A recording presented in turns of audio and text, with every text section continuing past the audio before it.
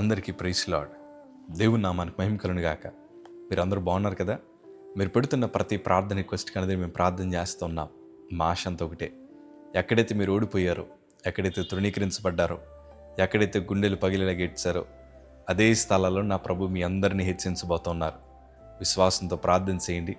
ఘనమైన విజయాలు ఖచ్చితంగా నా ప్రభు మీ అందరికీ దయచేయబోతున్నారు. God bless you all. ఈరోజు వీడియోలోకి వెళ్ళే ముందు మీ అందరిని ఒక మాట అడగాలని ఆశపడుతున్నాను.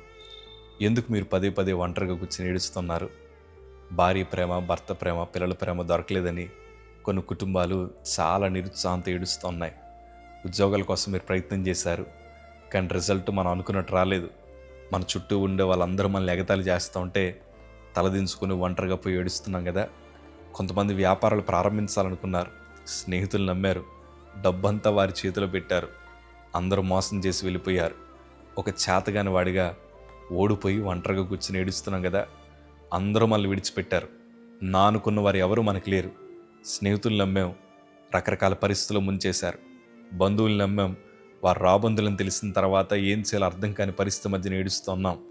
కుటుంబమైనా నా పక్షాన ఉంటుందేమో అనుకున్నాం, కానీ ఈరోజు శోధన అంతా కుటుంబం వల్లే రావడం వల్ల ఒక్కలిగా కూర్చొని ఏడుస్తున్నాం. మనం అనుకుంటున్నాం అందరూ వదిలేశారు, నన్ను దేవుడు కూడా వదిలేసాడేమో అనుకుంటున్నాం. కానీ నేను అంటాను, ప్రభుని నేను ఎప్పుడు విడిచిపెట్టలేదు. ఆయన నీ పట్ల కలిగి ఉన్న ఉద్దేశాలు చాలా ఉన్నతమైనవి. ఈరోజు నువ్వు ఒంటరిగాను ఉండొచ్చు, కానీ ఈ ఒంటరితనం, ఈ దుఃఖం ఎంతో కాలం ఉండదు. ఎందుకంటే రేపన్న రోజు ఘనమైన సాక్షిగా నా ప్రభు నేను వాడుకోబోతున్నారు. నీ కన్నీటిని ఆనంద బాష్పాలుగా నా ప్రభు మార్చబోతున్నారు. దేవుని వాక్యంలో స్పష్టంగా ఈ మాట రాయబడింది. యెషయా గ్రంథము 60:22 చదవగలిగితే, వారిలో ఒంటరైన వాడు 1000 మందగును, ఎన్నిక లేని వాడు బలమైన జనమగును, యెహోవానగు నేను తగిన కాలమున ఈ కార్యము త్వరపెట్టుదును. ఒంటరైన వాడు 1000 మందగును, ఎన్నిక లేని వాడు బలమైన జనముగా మార్చబడతారన్నట్లు అది 100% నిజం. ప్రియ సంగమా, నా చిన్నప్పుడు నా 7వ తరగతి వచ్చేదాకా నాకు స్నేహితులు ఎవ్వరు లేరు. నా పక్కన కూర్చోడానికి అసహ్యపడేవారు. ఎందుకంటే నా దగ్గర ధనము లేదని, నా దగ్గర అంతస్తు లేదని ఎవ్వరూ నన్ను ప్రేమించేవారు కాదు. మా టీచర్ గారు నా పక్కన ఎవరు నన్ను కూర్చోబెట్టినా మరలా వారి టీచర్ దగ్గరికి వెళ్ళి మేము జోషి పక్కన కూర్చోమని అందరి మధ్యన నిర్మోహమాటంగా చెప్తే క్లాసులో ఒంటరిగా కూర్చొని ఏడ్చాను. నాతో ఎవరు మాట్లాడేవారు కాదు, ఆడుకోవడానికి కూడా ఎవరు పిలిచేవారు కాదు.